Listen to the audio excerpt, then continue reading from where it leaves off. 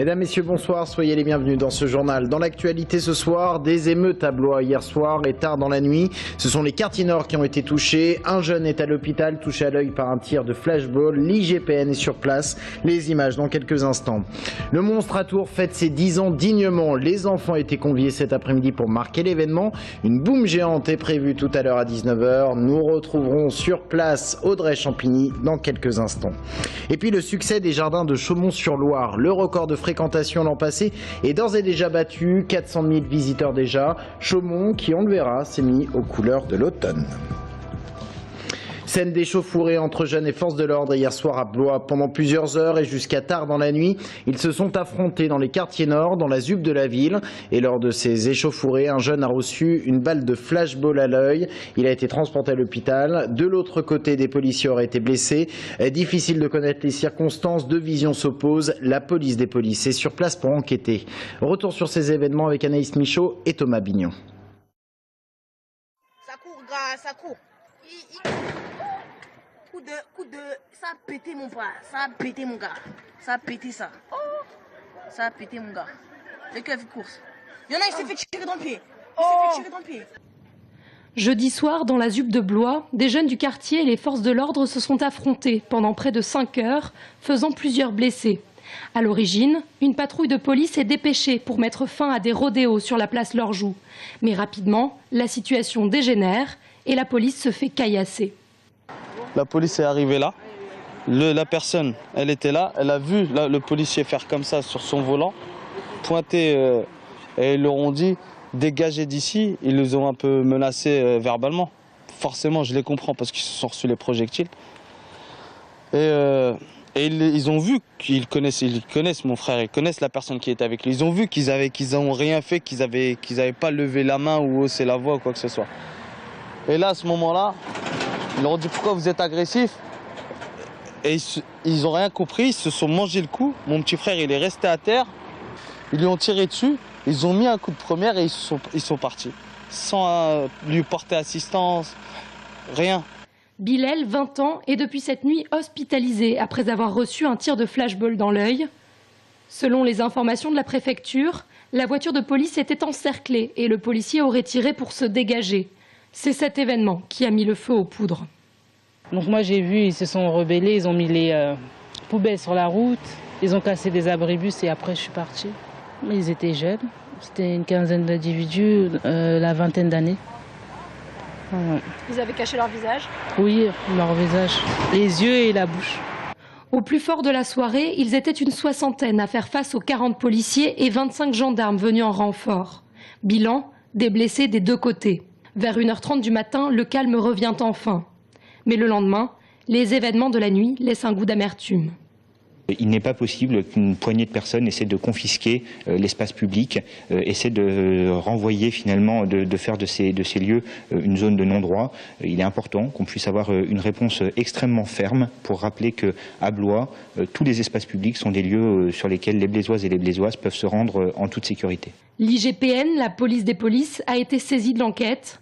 La préfecture affirme quant à elle ne pas vouloir céder à la psychose, mais veut une force présente et réactive sur place. Au total, 90 militaires sont mobilisables si besoin. L'enquête sur le bébé de 11 mois décédé à Couëme en Indre-et-Loire prend une autre tournure. La mère a été mise en examen. La justice s'interroge sur le rôle de cette femme. Au printemps dernier, son bébé est mort après être tombé du canapé, mais des traces de coups avaient été repérées sur le corps. Le compagnon avait été dès le début mis en examen pour violence ayant entraîné la mort sans intention de la donner.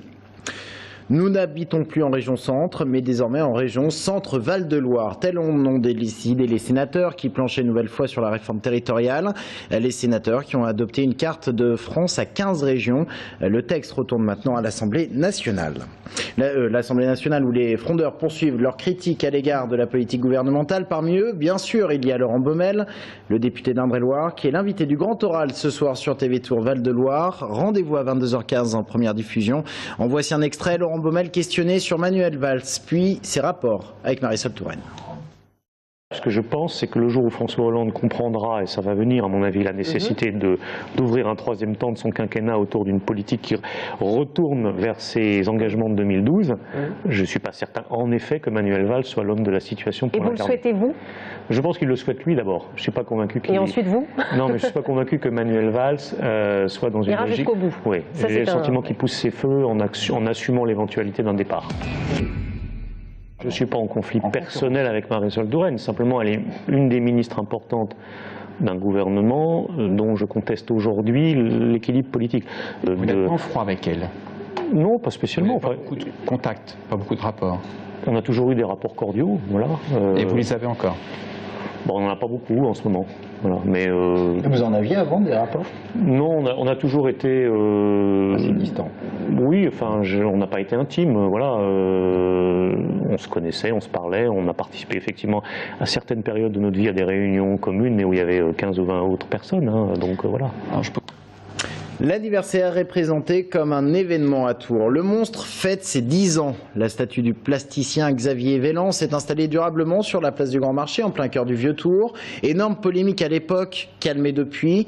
Il reste des mécontents, mais beaucoup l'ont apprivoisé. C'est même une attraction touristique. Alors, il fallait fêter l'événement avec des animations organisées cet après-midi et ce soir à 19h, dans quelques minutes, une boum géante. On devait retrouver sur place Audrey Champigny, mais on a perdu le signal. On reviendra peut-être place du Grand Marché quand on aura retrouvé le signal d'ici la fin de ce JT, on l'espère en tout cas. Dans le reste de l'actualité, cette question, les relations entre la mairie de Tours et celle de Saint-Cyr-sur-Loire vont-elles se dégrader? Tours organise en mars prochain un grand rendez-vous littéraire.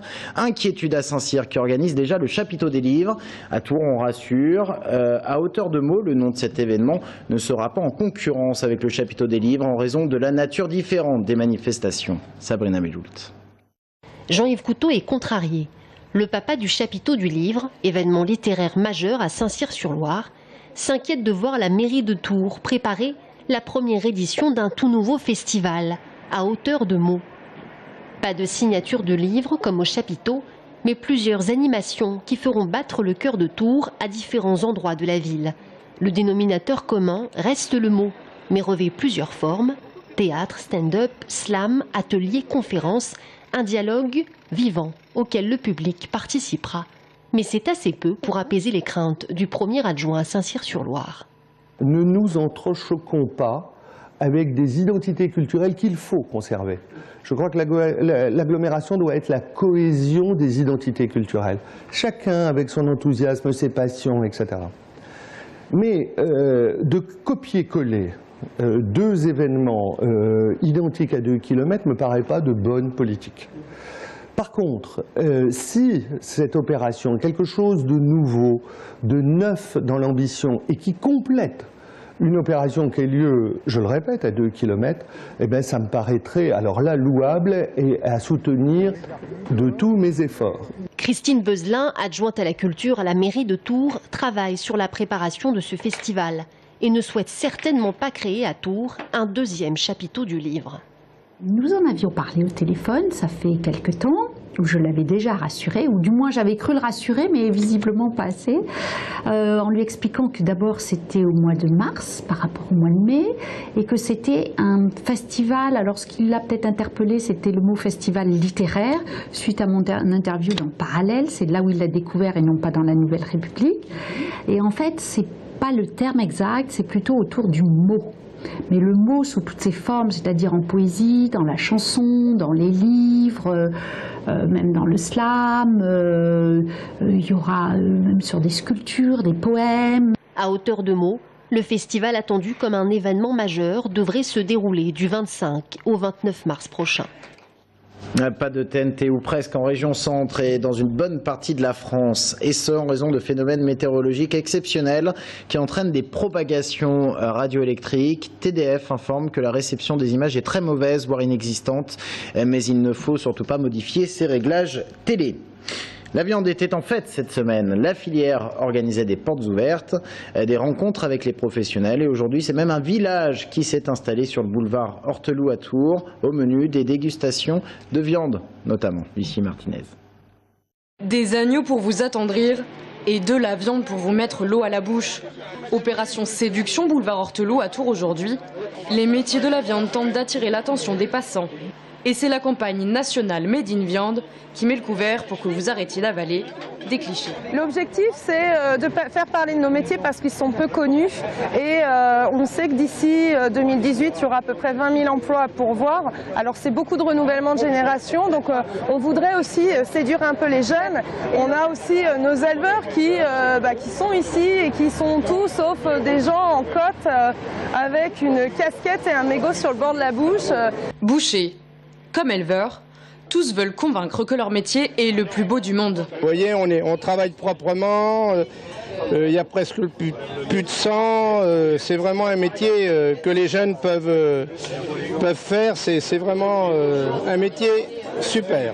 Un métier super, mais qui demande aussi un véritable savoir-faire. La viande a un sens. Si vous la coupez dans le mauvais sens, ça ne va pas. Le contresens de la viande, elle est dure.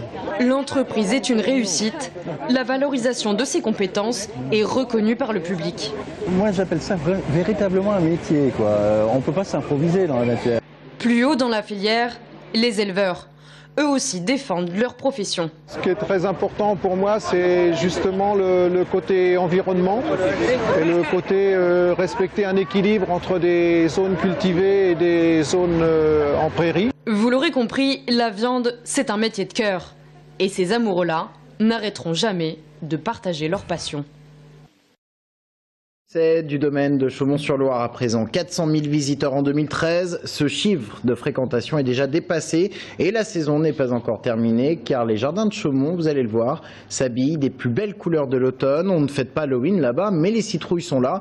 Il y a une exposition de cucurbitacées et même les menus sont préparés à base de potirons. L'automne qui clôture ainsi la saison des festivals. Sur place, Audrey Champigny. Ce week-end, à Chaumont-sur-Loire, ce sont elles les stars. Ces cucurbitacées aux formes étranges envahissent le parc du château. Au gré des allées, citrouilles et autres coloquins guident le visiteur et happent le regard. Une véritable promenade végétale pour fêter l'arrivée de l'automne. Ce sont des légumes spécifiques de l'automne, c'est le moment où ils sont à leur apogée. Ils ont des couleurs, des textures et des formes sublimes. On expose même une collection de coloquintes et de légumes anciens absolument extraordinaires. Et c'est pour mettre en évidence l'extrême beauté, l'extrême inventivité, l'extrême créativité de la nature. De l'inventivité et de la créativité, les jardiniers du domaine n'en manquent pas non plus. Chaque année, ils doivent redoubler d'imagination pour mettre en scène fleurs et fruits de saison ou faire redécouvrir les légumes oubliés par exemple. Vous avez comme légumes anciens, vous avez le chervi. Donc c'est un légume qui paye pas de mine, qui est pas très, qui est tout petit et qui est tout biscornu, mais qui est absolument succulent à mon goût. Et donc voilà, on a tout intérêt à le faire redécouvrir aujourd'hui aux gens parce que voilà, c'est intéressant sur le plan de la diversité du goût aussi, quoi. L'exposition Splendeur d'automne ne dure que jusqu'à dimanche. Elle clôturera ainsi la saison des festivals. Puis le parc sera transformé en jardin d'hiver avec une large place accordée aux orchidées et aux plantes tropicales. Et on prend, comme promis, la direction de la place du Grand Marché à Tours où l'on fête les 10 ans, l'anniversaire des 10 ans du monstre. Tout un tas d'animations organisées cet après-midi et une boum à venir dès 19h. On retrouve sur place Audrey Champigny. Audrey, quelle est l'ambiance là-bas ?